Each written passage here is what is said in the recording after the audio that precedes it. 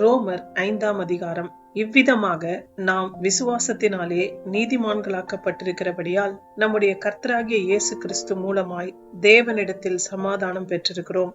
அவர் மூலமாய் நாம் இந்த கிருபையில் பிரவேசிக்கும் ஸ்லாகியத்தை விசுவாசத்தினால் பெற்று நிலை கொண்டிருந்து தேவ மகிமையை அடைவோம் என்கிற நம்பிக்கையினாலே மேன்மை பாராட்டுகிறோம். அது மாத்திரமல்ல, உபத்திரவம் பொறுமையையும், பொறுமை பரீட்சையையும், பரீட்சை நம்பிக்கையையும் உண்டாக்குகிறதென்று நாங்கள் அறிந்து உபத்திரவங்களிலேயும் மேன்மை பாராட்டுகிறோம். மேலும் நமக்கு அருளப்பட்ட பரிசுத்த ஆவியினாலே தேவ அன்பு நம்முடைய இருதயங்களில் ஊற்றப்பட்டிருக்கிறபடியால் அந்த நம்பிக்கை நம்மை வெட்கப்படுத்தாது. அன்றியும் நாம் பலனற்றவர்களாய் இருக்கும் போதே குறித்த காலத்தில் கிறிஸ்து அக்கிரமக்காரருக்காக மரித்தார். நீதிமானுக்காக ஒருவன் மரிக்கிறது அரிது, நல்லவனுக்காக ஒருவேளை ஒருவன் மரிக்க துணிவான். நாம் பாவிகளாயிருக்கையில் கிறிஸ்து நமக்காக மரித்ததினாலே தேவன் நம்மேல் வைத்த தமது அன்பை விளங்க பண்ணுகிறார். இப்படி நாம் அவருடைய இரத்தத்தினாலே நீதிமான்களாக்கப்பட்டிருக்க கோபாக்கினைக்கு நீங்களாக அவராலே நாம் ரட்சிக்கப்படுவது அதிக நிச்சயமாமே. நாம் தேவனுக்கு சத்துருக்களாயிருக்கையில் அவருடைய குமாரனின் மரணத்தினாலே அவருடனே ஒப்புரவாக்கப்பட்டோமானால் ஒப்புரவாக்கப்பட்ட பின் நாம் அவருடைய ஜீவனாலே ரட்சிக்கப்படுவது அதிக நிச்சயமாமே.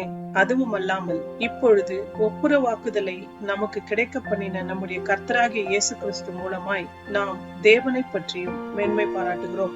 இப்படியாக ஒரே மனுஷனாலே பாவமும் பாவத்தினாலே மரணமும் உலகத்திலே பிரவேசித்தது போலவும் எல்லா மனுஷரும் பாவம் செய்தபடியால் மரணம் எல்லாருக்கும் வந்தது போலவும் இதுவும் ஆயிற்று. நியாயப்பிரமாணம் கொடுக்கப்படுவதற்கு முன்னும் பாவம் உலகத்தில் இருந்தது. நியாயப்பிரமாணம் இல்லாதிருந்தால் பாவம் எண்ணப்பட மாட்டாது. அப்படி இருந்தும் மரணமானது ஆதாம் முதல் மோசே வரைக்கும் ஆதாமின் மீறுதலுக்கொப்பாய் பாவம் செய்யாதவர்களையும் ஆண்டு கொண்டது. அந்த ஆதாம் பின்பு வந்தவருக்கு முன்னடையாளமானவன். ஆனாலும் மீறுதலின் பலன் கிருபை வரத்தின் பலனுக்கு ஒப்பானதல்ல. எப்படி எனில், ஒருவனுடைய மீறுதலினாலே அநேகர் மரித்திருக்க தேவனுடைய கிருபையும் இயேசு கிறிஸ்து என்னும் ஒரே மனுஷனுடைய கிருபையினாலே வரும் ஈவும் அநேகர் மேல் அதிகமாய் பெருகியிருக்கிறது. மேலும் ஒருவன் பாவம் செய்ததினால் உண்டான தீர்ப்பு தேவன் அருளும் ஈவுக்கு ஒப்பானதல்ல.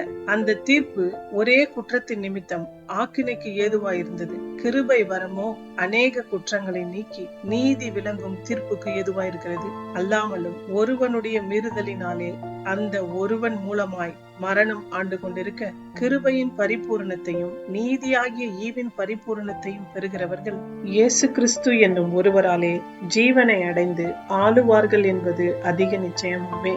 ஆகையால் ஒரே மீறுதலினாலே எல்லா மனுஷருக்கும் ஆக்கினைக்கு ஏதுவான தீர்ப்பு உண்டானது போல ஒரே நீதியினாலே எல்லா மனுஷருக்கும் ஜீவனை அளிக்கும் நீதிக்கு ஏதுவான தீர்ப்பு உண்டாயிற்று. அன்றியும் ஒரே மனுஷருடைய கீழ்ப்படியாமையினாலே அநேகர் பாவிகளாக்கப்பட்டது போல ஒருவருடைய கீழ்ப்படிதலினாலே அநேகர் நீதிமான்களாக்கப்படுவார்கள். மேலும் மீறுதல் பெருகும்படிக்கு நியாயப்பிரமாணம் வந்தது. அப்படி இருந்தும் பாவம் பெருகின இடத்தில் கிருபை அதிகமாய் பெருகிற்று. ஆதலால் பாவம் மரணத்துக்கு ஏதுவாக ஆண்டு கொண்டது போல கிருபையானது நம்முடைய கர்த்தராகிய இயேசு கிறிஸ்துவின் மூலமாய் நீதியினாலே நித்திய ஜீவனுக்கு ஏதுவாக ஆண்டு கொண்டது.